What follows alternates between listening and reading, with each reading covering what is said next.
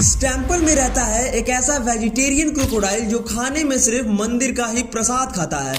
ये है बबिया क्रोकोडाइल जो केरला के एक डिस्ट्रिक्ट के टेम्पल के पॉन्ड में रहता है।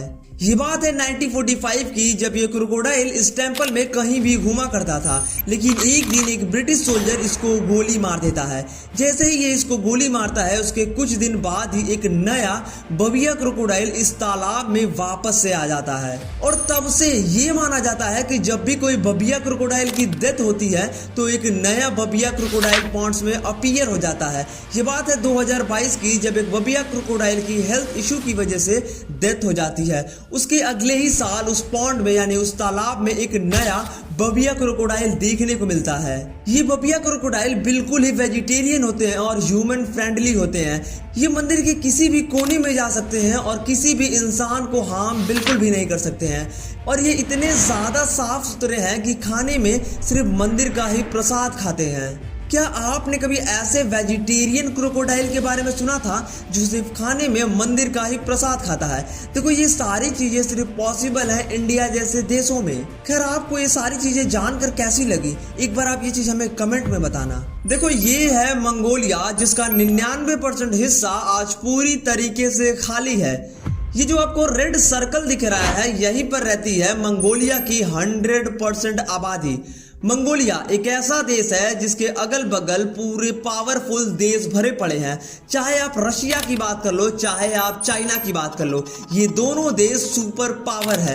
लेकिन बावजूद इसके ये दोनों देश कभी मंगोलिया को कब्जाने की कोशिश नहीं करते हैं। इसका सबसे बड़ा रीजन आज हम इस वीडियो में जानेंगे। मंगोलिया जो दुनिया का 18वां सबसे बड़ा देश है। ये इतना ज्यादा बड़ा देश है कि फ्रांस जैसा देश इसमें 2 बार समा जाए। जापान जैसा देश इसके बराबर का नहीं है।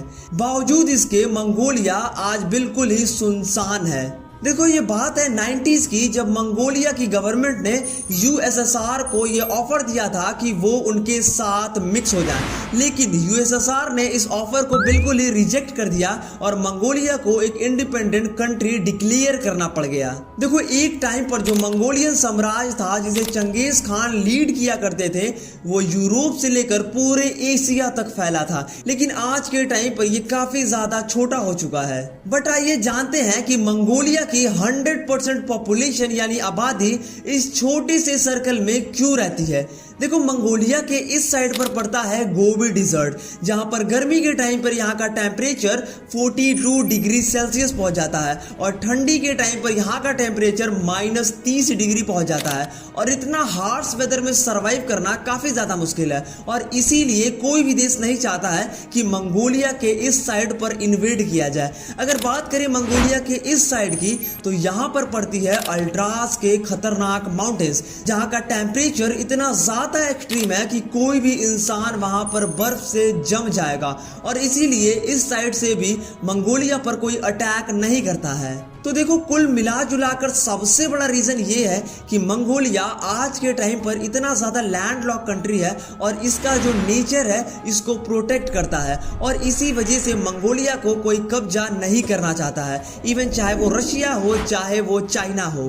क्या आपको ये सारी चीजें इससे पहले पता थी? ये चीज आप हमें कमेंट में बताना और वीडियो अच्छी लगे तो वीडियो को लाइक कर देना। मिलते हैं अगले वीडियो में। Thank you.